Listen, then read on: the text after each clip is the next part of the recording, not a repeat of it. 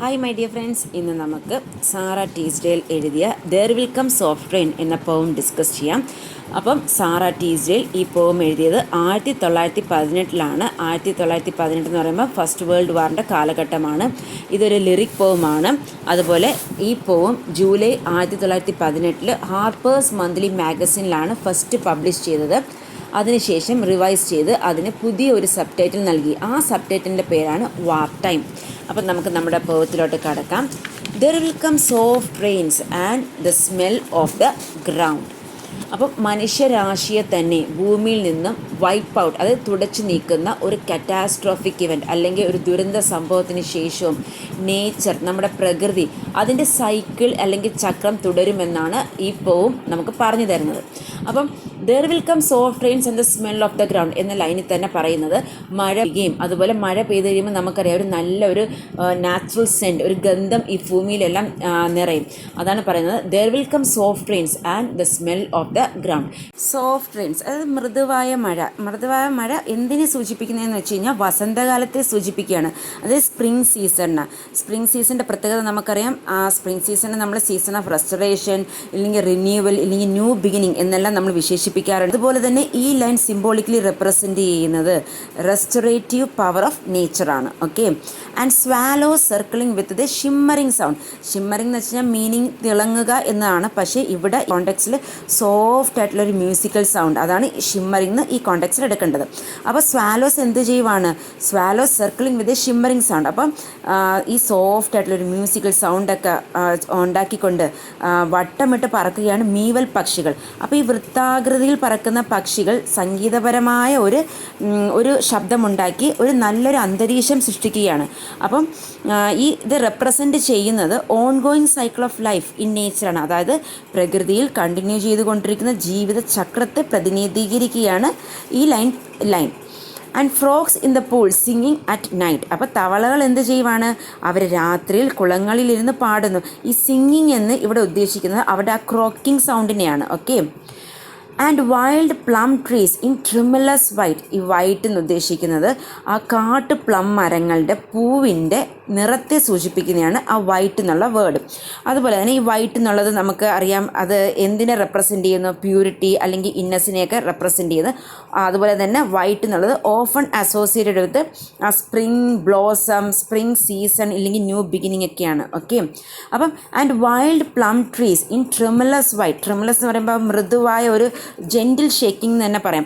അപ്പോൾ കാട്ടുപ്ലം മരങ്ങൾ അതിലോലമായതും അല്ലെങ്കിൽ ചെറുതുമായ വെളുത്ത പൂക്കളുമായി മൂടപ്പെട്ട് കാണുന്നു.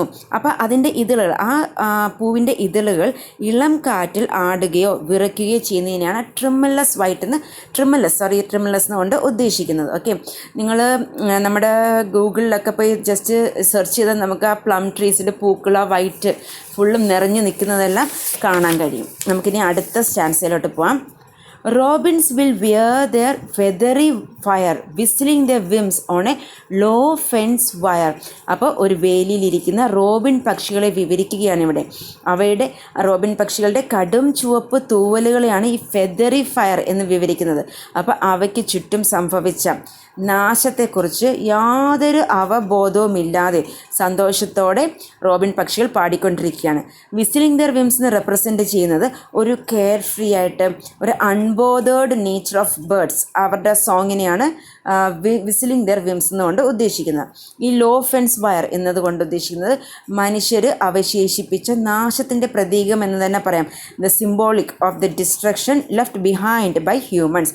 അതായത് ഒരു പക്ഷേ മേ ബി യുദ്ധത്തിൽ ഉപയോഗിച്ചിരുന്ന കമ്പിയെക്കുറിച്ചുള്ള പരാമർശമായിരിക്കാം കവി ഇവിടെ ഈ ലോ ഫെൻസ് വയർ എന്നതുകൊണ്ട് ഉദ്ദേശിക്കുന്നത്.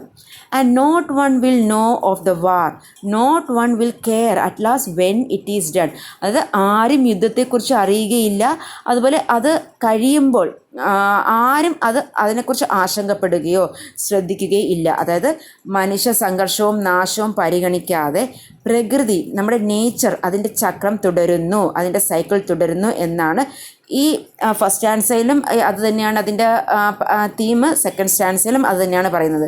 അതായത് പ്രകൃതി മനുഷ്യയുദ്ധങ്ങളെക്കുറിച്ച് ശ്രദ്ധിക്കുന്നില്ലെന്നും അതുപോലെ ഒന്നും സംഭവിക്കാത്തതുപോലെ കണ്ടിന്യൂ ആകും, അതിൻ്റെ സൈക്കിൾ, അതിൻ്റെ ചക്രം കണ്ടിന്യൂ ആകുന്നു എന്നാണ് അടിസ്ഥാനപരമായി പറയുന്നത് ഈ വരികളെല്ലാം അർത്ഥമാക്കുന്നത്. അതായത് നേച്ചറിൻ്റെ ഇൻഡിഫറൻസ് ആണ് കാണിക്കുന്നത്. അതുപോലെ വാറിനെ ക്രിട്ടിസൈസ് ചെയ്യുന്നുണ്ട്. അപ്പോൾ at last when it is done എന്ന് സിഗ്നിഫൈ ചെയ്യുന്നത് the finality of the event. അതായത് once it is over no one will be concerned about it anymore. Okay, ഇനി അടുത്ത സ്റ്റാൻസിലോട്ട് പോവാം. Not one would mind neither bird nor tree if mankind perished utterly. അതായത് മനുഷ്യർ പൂർണ്ണമായും തുടച്ചു നീക്കപ്പെട്ടാലും പക്ഷികൾ എന്താ ചെയ്യുന്നത്? പാടുന്നു. മരങ്ങൾ എന്ത് ചെയ്യുന്നു? മരങ്ങൾ വളർന്നുകൊണ്ടിരിക്കുന്നു. അതായത് പ്രകൃതി അതിൻ്റെ സൈക്കിൾ തുടരുന്നു എന്നാണ് ഈ വരികൾ സൂചിപ്പിക്കുന്നത്. ഓക്കെ, സിംബോളിക് മീനിങ്ങിൽ ഈ ഫ്രേസ് എംഫസൈസ് ചെയ്യുന്നത് ഒരു കമ്പാരിസനാണ്. അതായത് പ്രകൃതിയുടെ വിശാലതയും അതുപോലെ തന്നെ ലോങ് ലാസ്റ്റിംഗ് ആയിട്ടുള്ള ശക്തിയും അതുപോലെ മനുഷ്യരാശി പ്രകൃതിയുടെ മുമ്പിൽ ചെറുതാണെന്നും ഊന്നി പറയുകയാണ് ഈ വരികൾ. ഇനി അടുത്ത നമ്മുടെ സ്റ്റാൻസിലോട്ട് പോവാം. And spring herself when she woke at dawn. Dawn എന്ന് വെച്ച് കഴിഞ്ഞാൽ പ്രഭാതം. Would scarcely know that we were gone. We എന്നിവിടെ ഉദ്ദേശിക്കുന്നത് ഹ്യൂമൻ ബീങ്സിനെയാണ്. അപ്പോൾ പുലർച്ചെ ഉണരുമ്പോൾ വസന്തം പോലും, അതായത് സ്പ്രിങ് പോലും നമ്മൾ പോയി എന്ന് അറിയുന്നില്ല എന്നതിൻ്റെ അർത്ഥം വസന്തം അതിൻ്റെ ഊർജ്ജസ്വലതയോടെ ഭൂമിയിലേക്ക് വരുമ്പോൾ പോലും മനുഷ്യർ ഇനി ഇല്ലെന്ന് അത് ശ്രദ്ധിക്കുന്നില്ല എന്നാണ്. അതായത് നേച്ചർ കണ്ടിന്യൂയിങ് ഇറ്റ്സ് സൈക്കിൾ. അപ്പോൾ സ്കേഴ്സ്ലി നോ എന്നത് ഈ ഫ്രേസ് ഹൈലൈറ്റ് ചെയ്യുന്ന idea nature would not even be aware of the absence of humans എന്നാണ്. അപ്പോൾ കൺക്ലൂഷൻ പറയുവാണെങ്കിൽ മനുഷ്യൻ്റെ സാന്നിധ്യം കണക്കിലെടുക്കാതെ പ്രകൃതി തഴച്ചു വളരുന്ന ഒരു ലോകത്തിൻ്റെ ചിത്രമാണ് ഈ കവിതയുടെ കവി എടുത്തു കാണിക്കുന്നത്. അപ്പോൾ എംഫസൈസ് ചെയ്യുന്നത് the resilience of the natural world. Resilience എന്ന് പറയുമ്പോൾ ability to recover from difficult situation. I hope you are clear with this explanation. Thank you. Have a nice day.